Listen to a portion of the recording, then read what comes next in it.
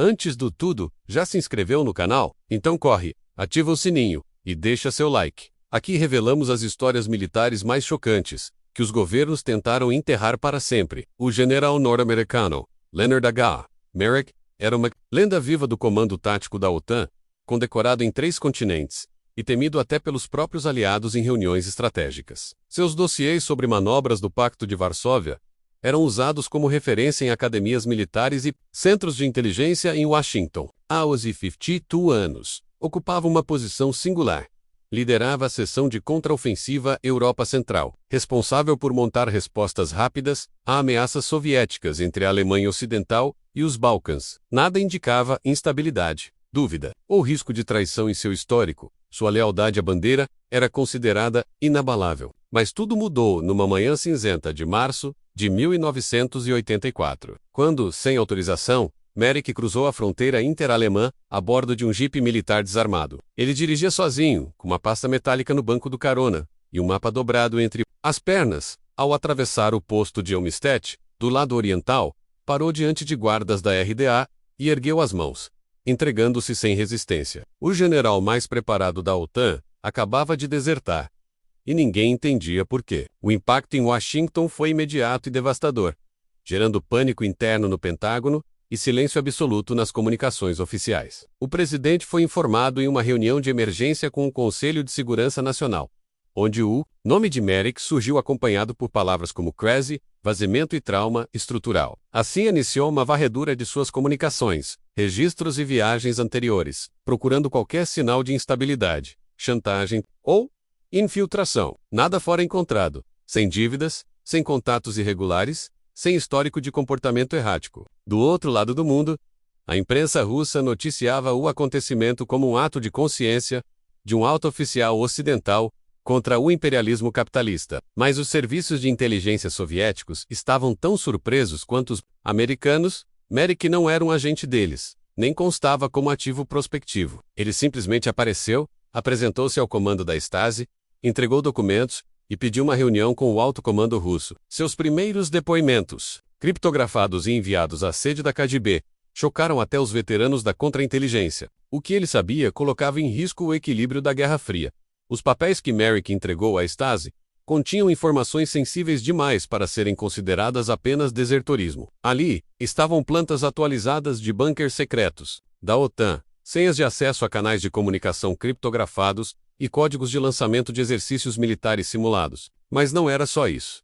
Havia também documentos que revelavam operações de sabotagem biológica conduzidas por forças americanas em áreas neutras como Suécia e Finlândia, algo que oficialmente jamais havia ocorrido. O general também relatou a existência de um programa ultra-secreto, denominado Operação Terra Cinza, cujo objetivo era detonar cargas subterrâneas em regiões consideradas instáveis, politicamente, para justificar intervenções diretas. Os soviéticos não sabiam se o que viam era real ou uma armadilha de desinformação. Merrick foi interrogado por 17 dias, sem contato externo, até que finalmente, o Kremlin autorizou seu deslocamento para Moscou. Lá, foi instalado em uma dacha sob vigilância constante, mas com acesso limitado a rádio, livros e documentos para checagem. Ninguém entendia o que levava um homem como ele a mudar de lado com tanta frieza, e mais importante, o que ele realmente queria. No lado americano, a narrativa oficial era de que Merrick havia enlouquecido, sofrido um colapso nervoso ou caído sob chantagem pessoal. Mas uma operação secreta, conduzida pela NSA, revelou que semanas antes de desertar, o general visitara bases experimentais em Nevada e Utah, locais ligados a armamentos não convencionais. Fotografias por satélite mostravam que, ao voltar dessas viagens, ele alterou o padrão de segurança de pelo menos 4 unidades táticas na Europa. Um ex-membro da equipe de Merrick relatou que ele havia se tornado paranoico com vazamentos, e que falava frequentemente sobre uma guerra que ninguém entenderia, até que já fosse tarde demais. Paralelamente, o Polícia Federal norte-americana interrogou sua esposa, que revelou que Merrick havia começado a deixar bilhetes codificados escondidos em livros. Além de passar noites inteiras ouvindo estações de ondas curtas no porão, algo dentro dele estava se desintegrando, ou talvez se esclarecendo. Um de seus últimos bilhetes dizia: "Não é traição, se é para impedir o fim da razão." A frase virou obsessão entre analistas. Ninguém sabia ao certo se ele havia se tornado traidor ou profeta. Na URSS, Merrick passou a colaborar com um grupo de planejamento geoestratégico, liderado por Anatoly Sokolov, um general linha dura, que desconfiava de cada palavra sua. Para testar sua lealdade, os russos lhe deram acesso parcial a planos de defesa aérea e solicitaram relatórios de vulnerabilidade das bases soviéticas. Queriam saber até onde iria sua suposta conversão. Merrick entregou documentos táticos precisos, análises detalhadas e até sugestões de como resistir a uma blitzkrieg da OTAN.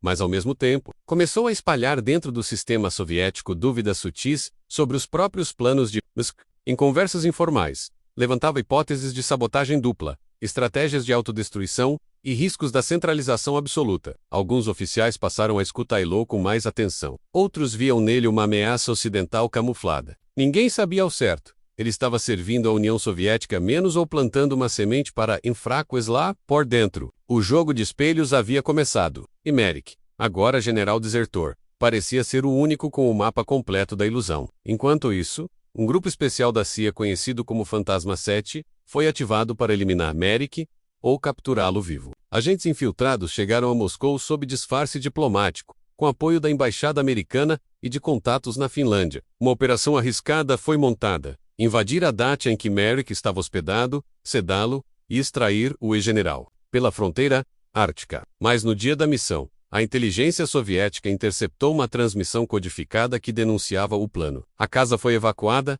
minutos antes da chegada dos operativos. Os americanos encontraram apenas um gravador com uma fita onde Merrick dizia: "Vocês ainda acham que sabem quem eu sou, mas se eu dissesse a verdade, o mundo queimaria antes de entender." A gravação foi levada aos altos comandos, causando mais desespero que esclarecimento. Naquela noite, o presidente americano convocou uma reunião de emergência com o Comitê Militar Conjunto. Era oficial. Os Estados Unidos haviam perdido um dos seus homens mais brilhantes, e não tinham ideia do que ele planejava fazer com tudo que sabia. Em Moscou, Merrick passou a viver sob proteção de elite, com vigilância interna e liberdade limitada, mas era evidente que sua mente continuava ativa. Ele começou a redigir um extenso manifesto, intitulado Teorema da Dissuasão Inversa, no qual argumentava que o equilíbrio global só poderia ser mantido se ambos os lados estivessem igualmente em dúvida sobre o que o outro seria capaz de fazer. Esse texto foi lido por conselheiros próximos a Gorbachev e por generais conservadores, provocando debates intensos no Kremlin. Simultaneamente, relatórios da inteligência francesa e alemã indicavam que os russos estavam reestruturando parte de seu comando estratégico baseado em conselhos fornecidos por Merrick. Algo grande estava por vir, e a semente havia sido plantada por um homem que antes comandava tropas americanas, mas ele não agia por dinheiro, ideologia ou vingança. Seu plano parecia mais profundo, mais enraizado em uma lógica que nem seus captores compreendiam totalmente. O general havia mudado de lado menos, mas talvez o verdadeiro inimigo não estivesse nem no leste,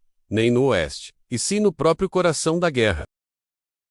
Antes de tudo, já deixou o like e se inscreveu no canal? Aqui você descobre as verdades que os arquivos secretos escondem. Curte, compartilha e ativa o sininho agora mesmo, porque essa história vai te deixar em choque. O manifesto escrito por Merrick, intitulado Teorema da Dissuasão Inversa, começou a circular de forma restrita dentro do alto comando soviético e acabou provocando fissuras internas entre os setores mais ortodoxos e os tecnocratas do Kremlin. Em suas 78 páginas, o general desertor propunha que a verdadeira estabilidade militar mundial dependia da criação de zonas de paranoia mútua, onde nenhum lado confiasse plenamente em suas próprias vantagens. Para ele, o perigo da guerra vinha da certeza de superioridade, não do medo. A doutrina desconcertou os generais linha dura, mas fascinou os jovens coronéis e teóricos, que viam na proposta uma nova forma de conduzir a Guerra Fria.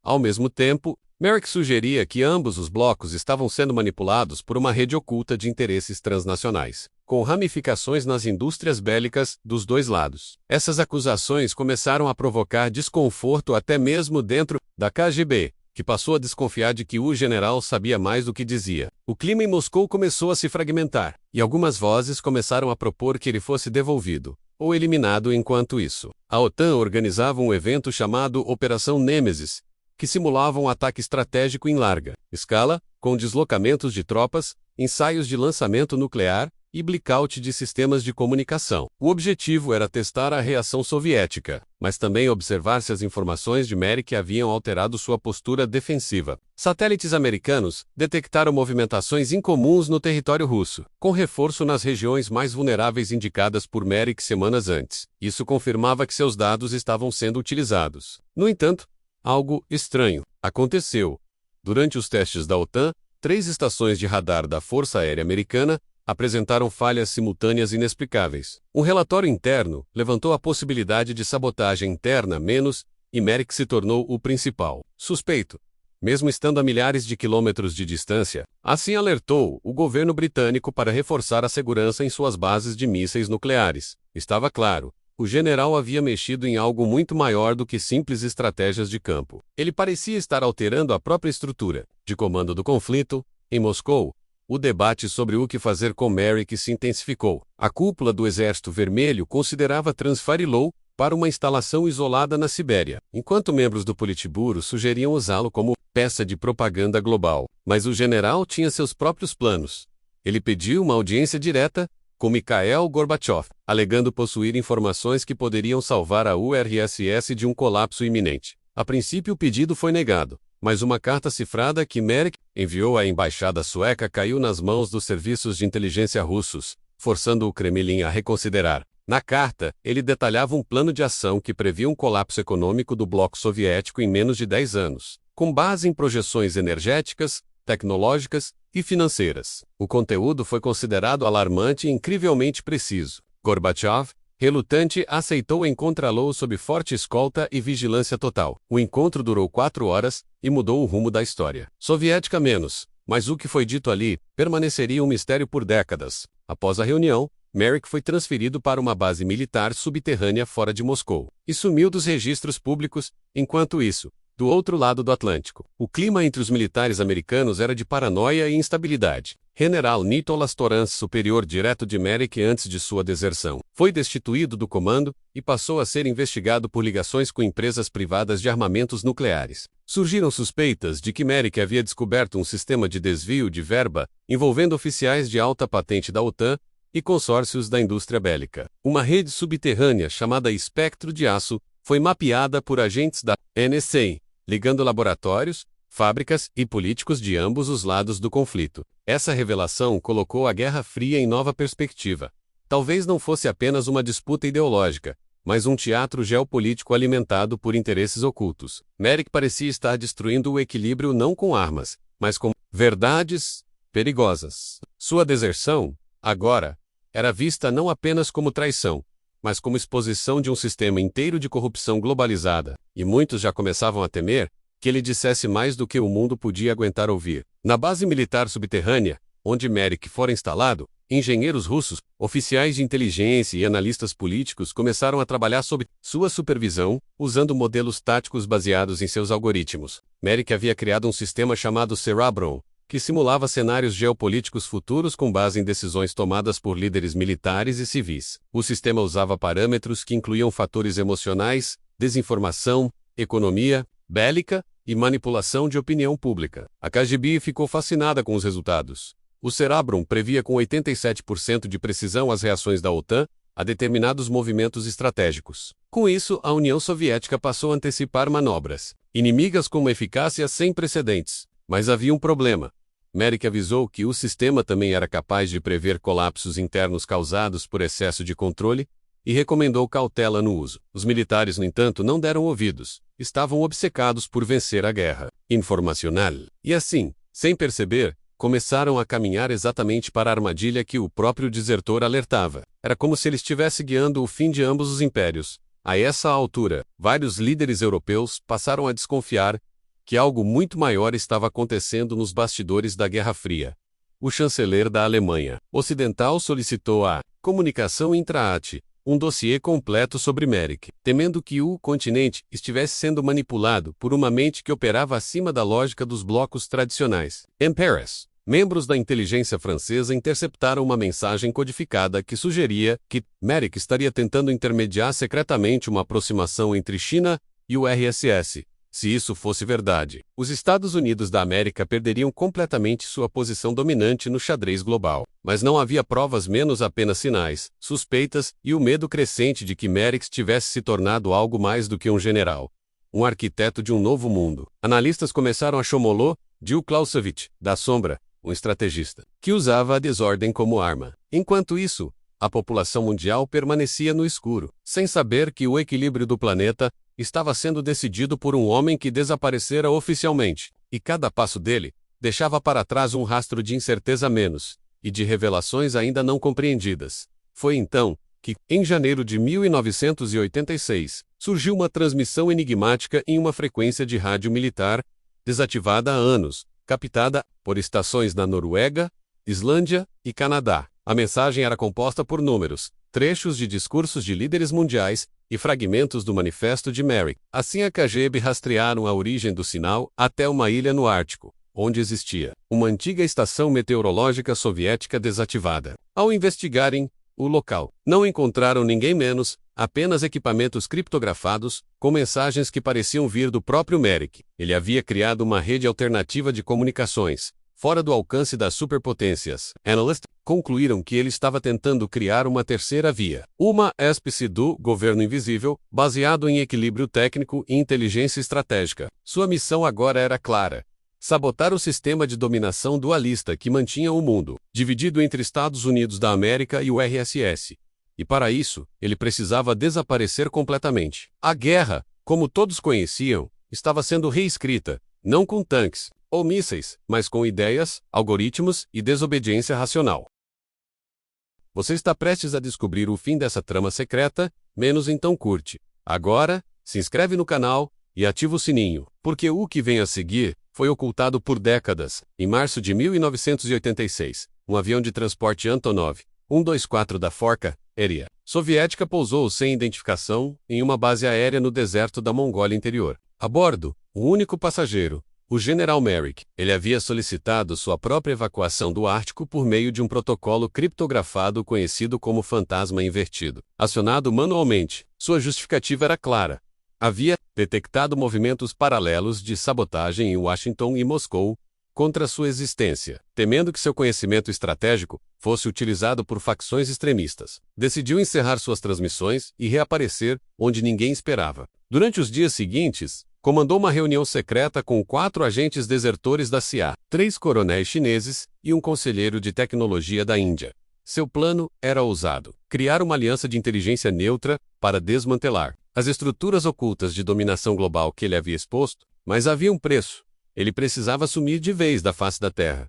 E por isso, decretou a própria morte simbólica. A operação seguinte recebeu o nome de Operação Zero, enquanto os governos do mundo ainda acreditavam que Merrick estivesse escondido na Rússia. A Operação Zero colocava em prática sua verdadeira intenção: apagar todos os rastros físicos, digitais e históricos de sua presença no mundo. Foram criadas identidades falsas, documentos forjados e uma rede de desinformação global. Com a ajuda de antigos agentes do MI6 e espiões disfarçados na ONU, satélites de comunicação que o rastreavam foram desviados por um código que ele próprio havia criado anos antes, e os arquivos digitais com sua biografia começaram a desaparecer misteriosamente dos servidores militares da OTAN. Quando assim, Intra-Ásia tentou restaurar os dados, encontrou apenas uma frase: a verdade não é um lugar, é um movimento. Enquanto isso, os exércitos começaram a se reorganizar sem saber que estavam aplicando, sem perceber, as doutrinas criadas por Merrick. Ele havia vencido, não com bombas, mas com ideias plantadas como vírus, no centro das estratégias de guerra. E ninguém sabia onde ele estava, menos, porque agora ele estava em todo lugar. Nos meses seguintes, ocorreram eventos estranhos nas cúpulas militares da Alemanha, França, China e até do Irã. Documentos anônimos começaram a surgir nas mãos de generais reformados, com instruções detalhadas sobre como neutralizar comandos remotos de mísseis nucleares, desarmar sistemas de vigilância autônomos e detectar manipulação informacional em discursos políticos. Essas instruções, embora nunca assinadas, carregavam padrões linguísticos e técnicos semelhantes aos textos de Merrick. Os arquivos foram batizados de códigos fantasmas e passaram a circular em fóruns secretos da Deep Web militar, acessados apenas por operadores veteranos. O impacto foi imediato. sabotagens silenciosas começaram a acontecer dentro dos próprios exércitos, bloqueando decisões políticas antes mesmo que fossem executadas. Um contra-ataque invisível estava em curso, e ele tinha a assinatura de um homem que já não existia oficialmente. Alguns oficiais começaram a chamá-lo de o fantasma do futuro. Outros, mais céticos, diziam que era apenas um mito. Mas os resultados eram reais e mudavam tudo. Na Romênia, um jornalista investigativo chamado Petrunica publicou uma série de reportagens sobre a existência de uma rede de ex-oficiais, militares que estariam formando uma nova doutrina global de estabilidade estratégica sem vínculos com governos. Ele alegava que Merrick havia fundado uma célula chamada o Círculo de Dreyfus, composta por militares dissidentes, cientistas computacionais e ex-espiões. O grupo operaria a partir de navios não rastreáveis no Oceano Índico, longe de qualquer jurisdição internacional. Nica desapareceu dias após publicar seu último artigo, e os servidores de seu site foram invadidos por um vírus desconhecido que apagou todas as provas. No entanto, o rastro digital deixou uma última imagem: o rosto de Merrick sobreposto a uma rede neural em chamas. Para muitos, isso foi um aviso. Para outros, foi o início de um culto subterrâneo, baseado em estratégias e códigos criados por ele. Merrick havia se tornado lenda viva menos e ameaça silenciosa. Em 1990, a queda do Muro de Berlim foi interpretada por muitos como o fim da Guerra Fria. Mas entre bastidores militares a sensação era outra. Era a vitória de uma guerra invisível, travada por um homem só. De documentos que surgiam nos lugares certos, a sabotagens que nunca eram reivindicadas. Tudo parecia levar à influência de Merrick, embora nunca diretamente. Quando a União Soviética colapsou no ano seguinte, muitos analistas militares concluíram que seu próprio sistema havia sido minado. Internamente, com base nos alertas previstos por Merrick em sua carta de 1984, não houve invasão. Não, ataque direto. Apenas uma implosão sistemática do sistema. E em uma conferência fechada da ONU em Genebra, um relatório secreto foi entregue aos representantes das maiores potências. O título: A Doutrina da Dissuasão Invisível. Implicações éticas e estratégicas.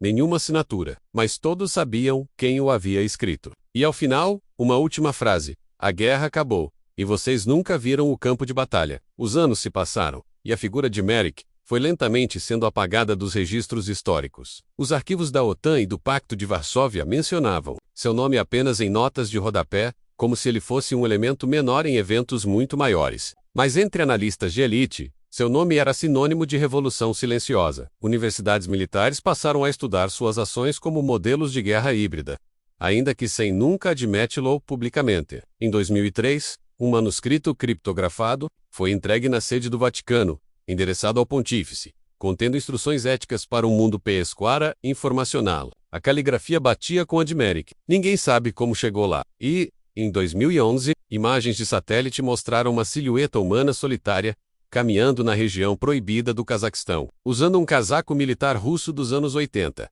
Nunca foi identificado. O mundo seguia adiante, acreditando estar em paz, mas sem saber que a verdadeira vitória não estava em bandeiras ou tratados, estava no silêncio. Hoje, mais de 40 anos depois da deserção de Merrick, ele permanece como um mistério para o mundo e como um espectro entre os bastidores do poder global. Documentos continuam a aparecer misteriosamente em momentos-chave da geopolítica moderna, sempre contendo ideias, projeções e advertências que antecipam movimentos de guerra e colapso. Muitos acreditam que ele esteja morto, mas Raquem Jur, tê-lo visto em zonas de conflito recente, sempre observando, sempre anotando, um mito moderno. Um general que traiu 2 impérios, para salvar um terceiro, invisível, estratégico, impossível de dominar. Merrick provou que uma mente pode reescrever a guerra sem disparar uma única bala. E sua mensagem final, gravada secretamente em um artefato digital, deixado na Antártida, dizia apenas: o que começa com obediência, termina com destruição. Mas o que começa com consciência, pode salvar o mundo. O mundo